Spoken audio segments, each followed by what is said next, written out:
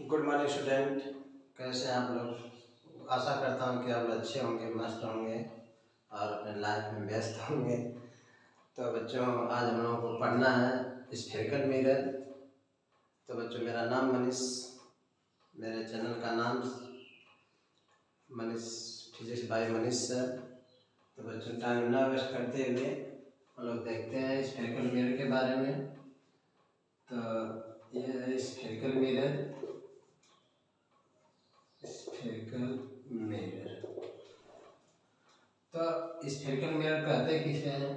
तो लिखेंगे when the silver और mercury are polished on any one part of a piece of hollow glass,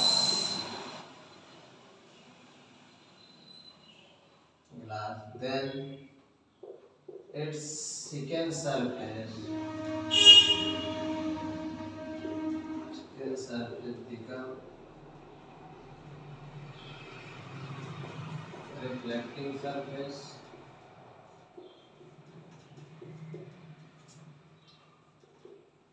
which are called spherical mirror।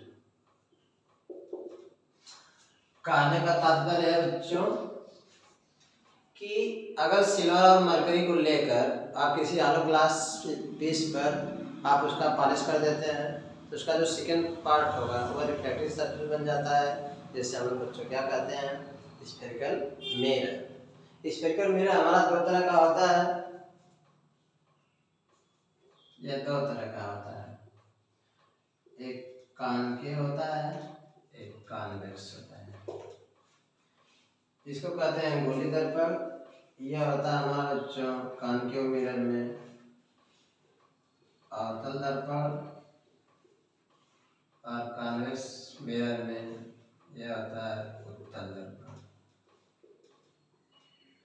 ठीक,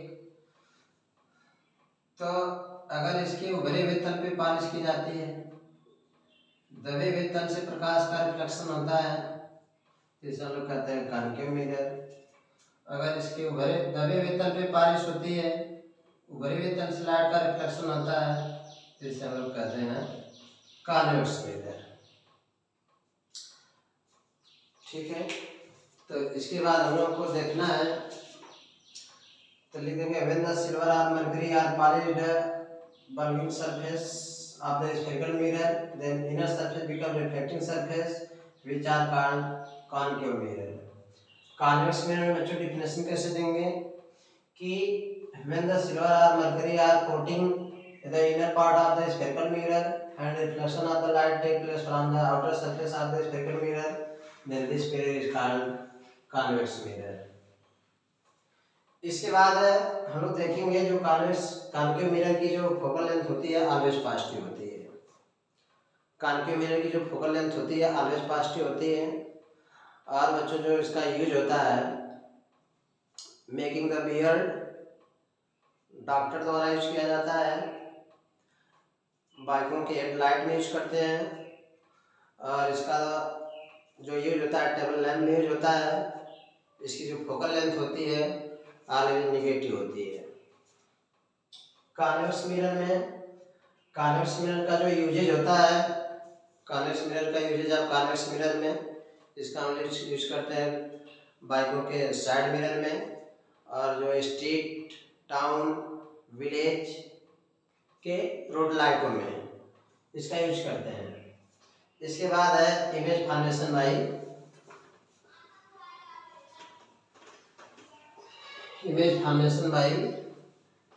concave mirror.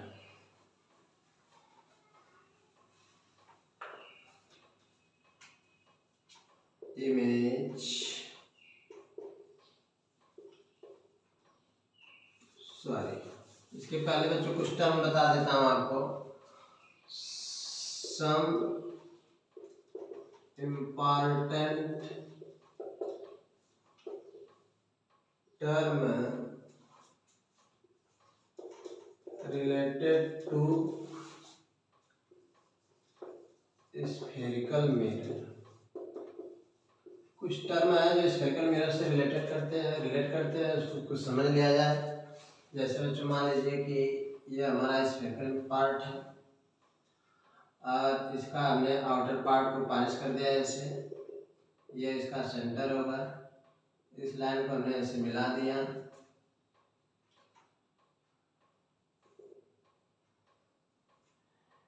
इसको हम लोग कहते हैं पोल और इसके आधे पर होता है आर, इसके दोगुने पर होता है सी। ये हमारा कान क्यों मिरर बनाता है। C for centre of curvature, F for focus, P for pole, F P for focal length, C P for radius of curvature.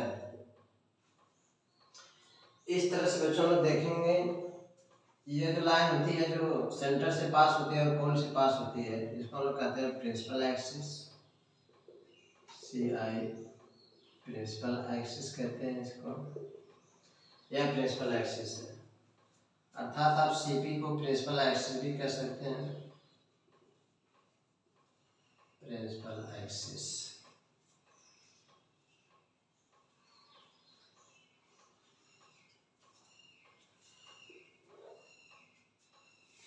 पोल क्या होता है?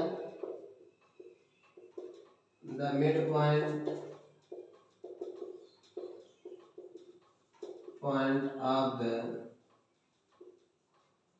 spherical mirror is called pole. The midpoint of the spherical mirror is called pole. Pole जो होता है spherical mirror का mid point होता है बच्चों। इसके बाद जो रेडियस ऑफ कर्वेचर देखेंगे, रेडियस ऑफ कर्वेचर लिख देंगे the radius of spherical mirror is called radius of curvature, TURE। जो रेडियस होती है यह फोकस का 2 टाइम्स होती है। इसी के रिलेटेड में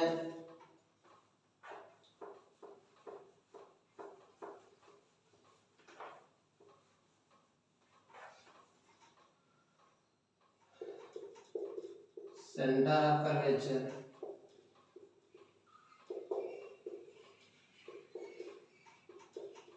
the centre of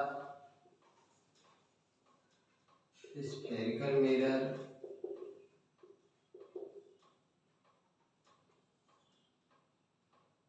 is called center of curvature, center of curvature is denoted by C। Figure में दिखाया मैंने आप लोगों को कि जो सेंटर ऑफ कर्वेचर होता है वह स्फेरिकल मिरर का सेंटर होता है, उसी को सेंटर ऑफ कर्वेचर कहते हैं। इसके बाद बच्चों है फोकस, फोकस और प्रिंसिपल फोकल। याद रखना है सबको, नहीं तो आगे डेरिवेशन और न्यूमेरिकल समझ में नहीं आएगा, क्योंकि बच्चों हमारा मेन मुद्दा है आप लोगों को न्यूमेरिकल ही हल कराना सारे बुकों का आप राइटर के। फोकस और प्रिंसिपल फोकस। फोकस की अगर बच्चों बात करते हैं यहाँ पे कि जैसे ये स्फेरिकल मिरर है आपका, इधर लिखते हैं मंगल भवन मंगलहारी बहुत दशरथ चिर बिहार। फोकस और प्रिंसिपल प्रिंसिपल फोकस। चलिए, यह है मिरर, यह है प्रिंसिपल एक्सिस, यह है पी, फोकस, यह है सी।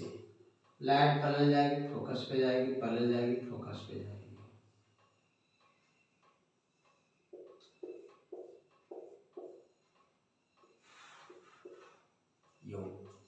यही हमारा फोकस है। इसको डिफाइन कैसे करेंगे? लिखेंगे when the parallel rays of light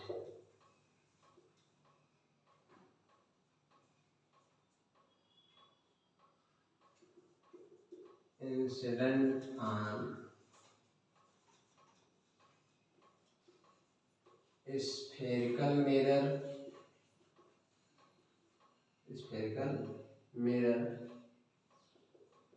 after the reflection it passing through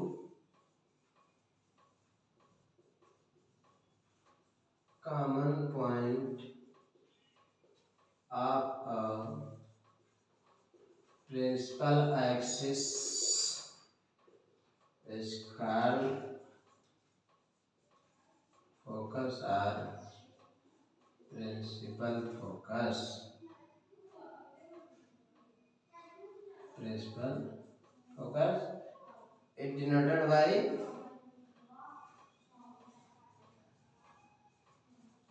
capital F। जो फोकल लेंथ होती है या रेडियस ऑफ कर्वेचर की हाफ होती है, हर बार नहीं होती है। आपका अपर्चर बहुत छोटा है तो उसके लिए पॉसिबल है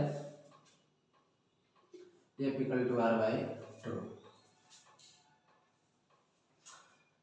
इसके बाद बच्चों हमने पढ़ाया आप लोगों को फोकस, प्रिंसिपल फोकस। इसके बाद हमारा नॉर्मल है, अपर्चर। नॉर्मल कैसे जानेंगे? ये देखिए, ये आपका मिरर, ये आपका प्रिंसिपल एक्सिस, ये पोल आप पर 2 टाइम्स पे सी, इसको यहाँ से मिला दीजिए, ये है नॉर्मल। सी से बी भी है नॉर्मल है, सी से ए भी नॉर्मल। पूरे मिरर पे आप कहीं मिलाएंगे सबके सब नॉर्मल है। तो लिखेंगे the line joining any point of a reflecting surface of mirror to the center of curvature is called normal।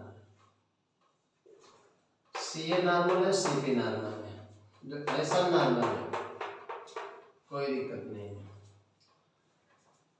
जैसे प्लेन मिरर में नॉर्मल होता है ना, ऐसे ये नॉर्मल है, ये प्लेन मिरर था 90 डिग्री से, इसी तरह ये भी नॉर्मल है, 90 डिग्री बनाएगा टेंजेंट पे अपने, ये अपने टेंजेंट पे 90 डिग्री बनाएगा।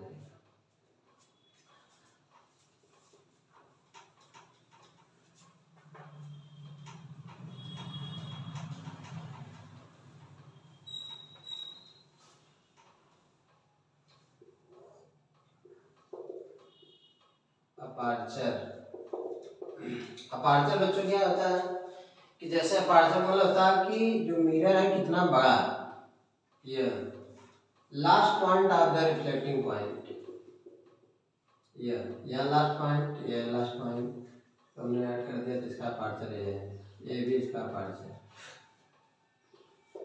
ये भी इक्वल टू अपर्चर। देखेंगे the line joining the last reflecting point of